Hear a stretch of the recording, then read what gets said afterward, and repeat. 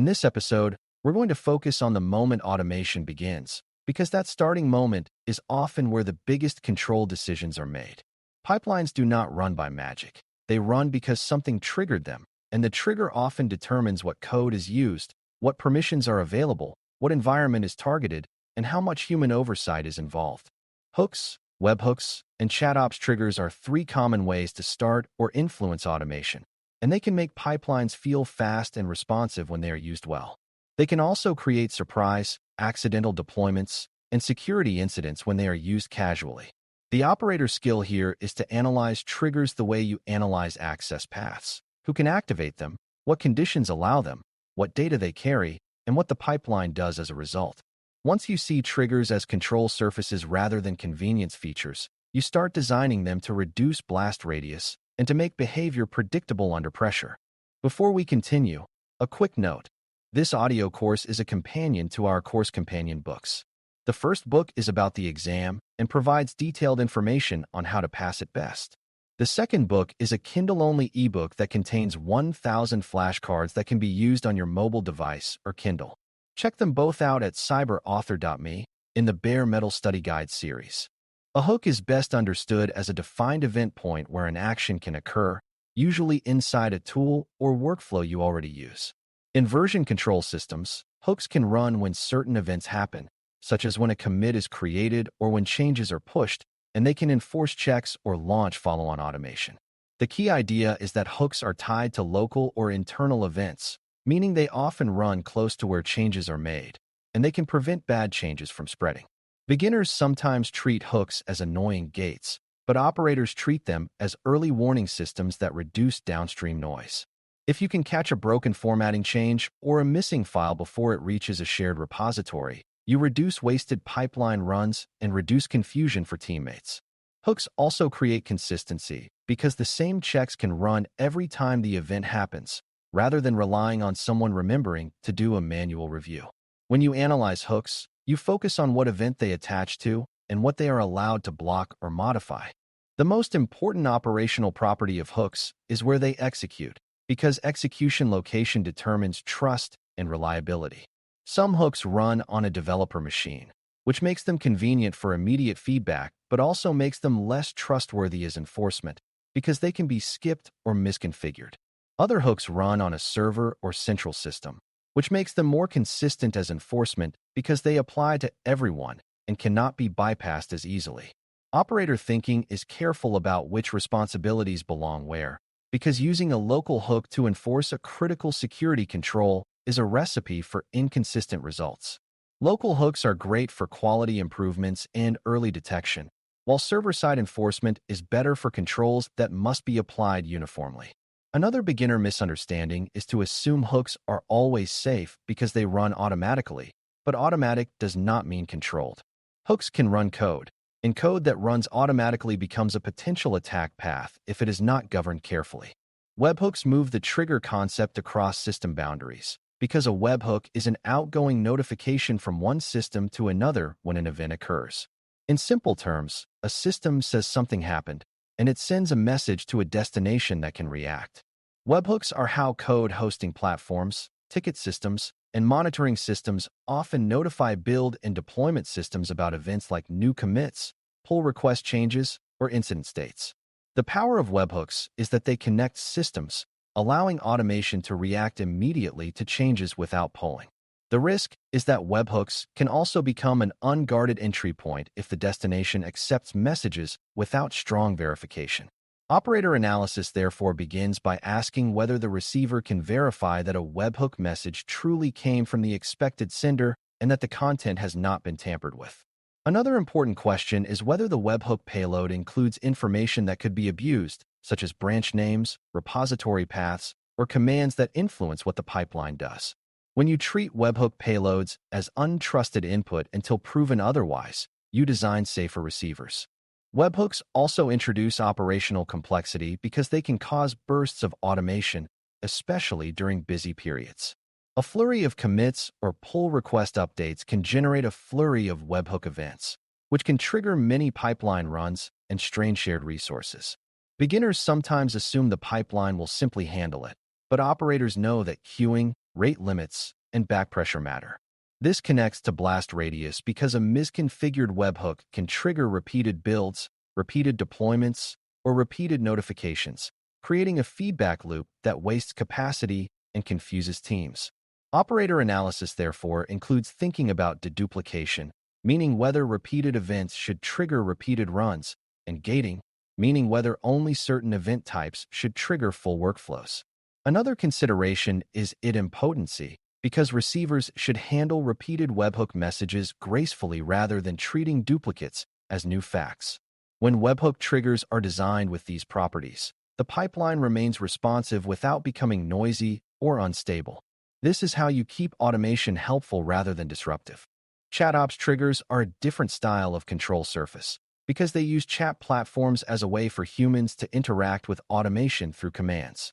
The idea is that instead of logging into a separate tool, a team member can request an action through a chat message, and the system responds in the same channel with status updates. The appeal is speed and transparency, because the conversation becomes a shared record of what was requested and what happened.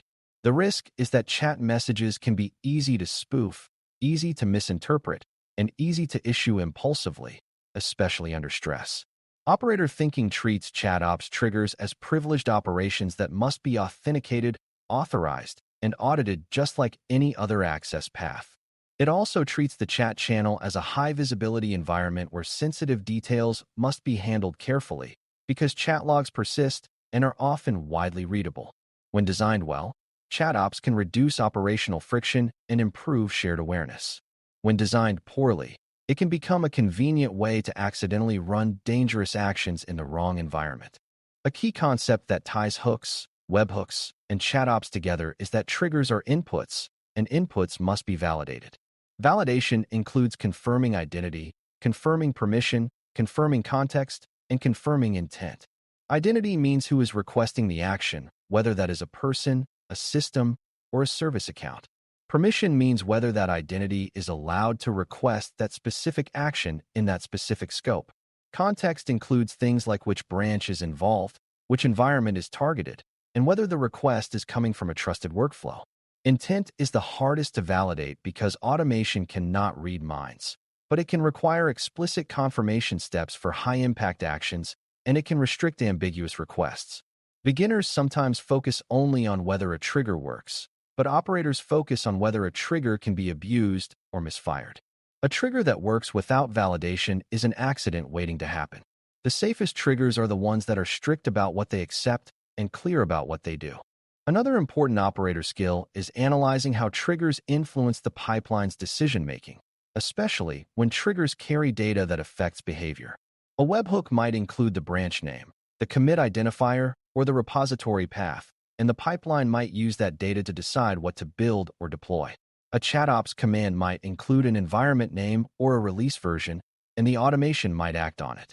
If the pipeline trusts trigger data too much, it can be tricked into building unreviewed code or deploying to the wrong place. This is why operators prefer to derive critical context from trusted sources rather than from untrusted input, such as verifying that a referenced commit is part of an approved branch. They also prefer to constrain trigger parameters, limiting the set of allowed values so an unexpected value does not create an unexpected action. Another beginner misunderstanding is to assume that because the trigger came from a known system, its payload is safe, but payloads can be manipulated if the sender is compromised or if an attacker can replay old messages. Treating trigger payloads as potentially hostile is a mature habit that prevents subtle exploits. Triggers also affect auditability, which is an operational need because teams must understand what happened after the fact. When a pipeline runs unexpectedly, one of the first questions is what triggered it and who initiated it. Hooks can provide local evidence, but local evidence may not be centralized or consistent, which is why server-side enforcement and centralized logging matter. Webhooks can provide a clear chain of events if the receiver logs the webhook source and event type, but only if logging is designed intentionally.